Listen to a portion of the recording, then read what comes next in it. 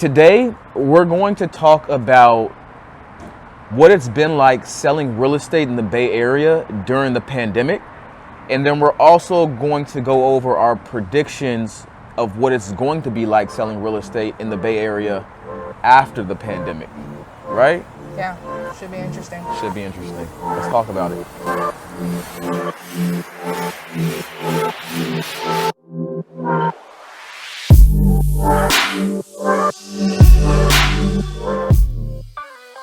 So we're here in Oakland, California. I'm sitting with none other than Crystal Florida Peck. We've known each other for 5 years now. We met, where did we meet? We met at Climb Real Estate. Great brokerage. Our old boutique real estate brokerage in San Francisco. We've done real estate transactions together, working with sellers and buyers.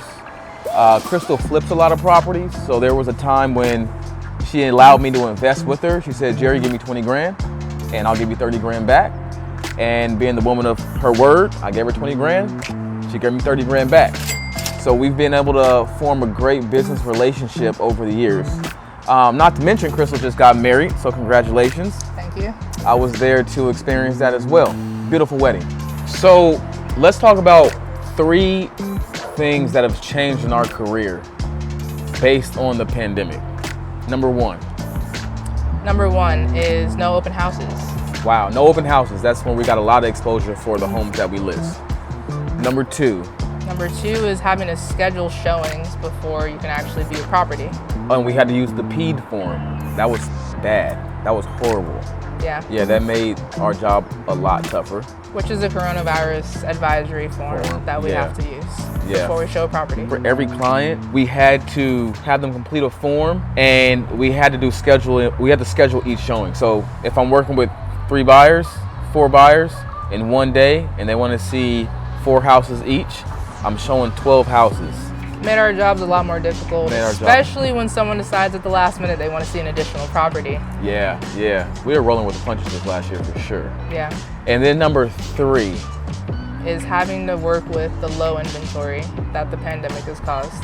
Yeah. Usually you have offer dates, or you have, properties on the market for maybe 12 to 14 days.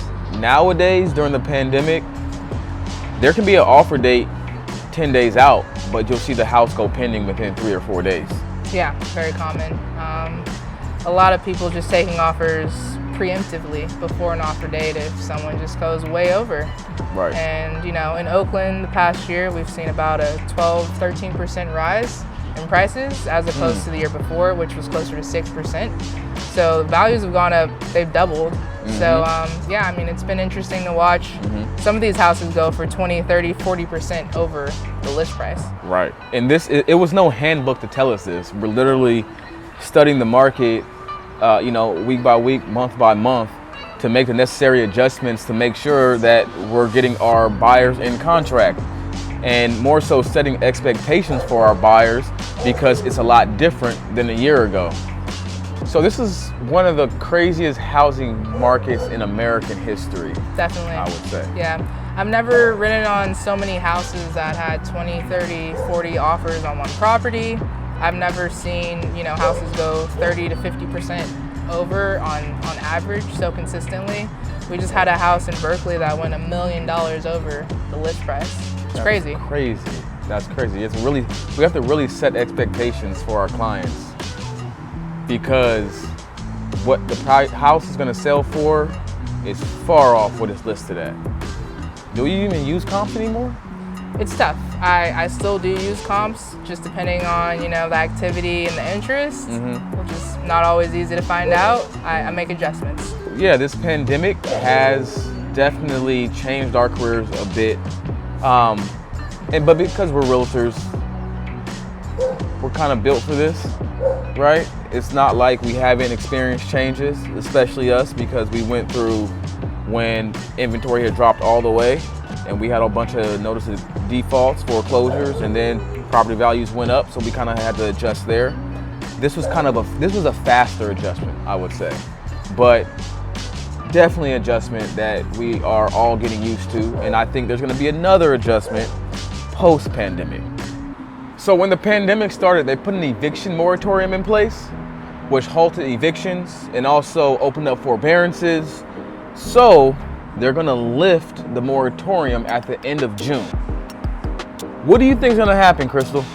Well, I have my theory. Okay. Once evictions start taking place again, I see a lot of properties coming onto the market, especially income producing properties, because I know there's a lot of investors that have been waiting to get tenants out that have not been paying rent, and they have intentions probably to sell them or get new tenants in place.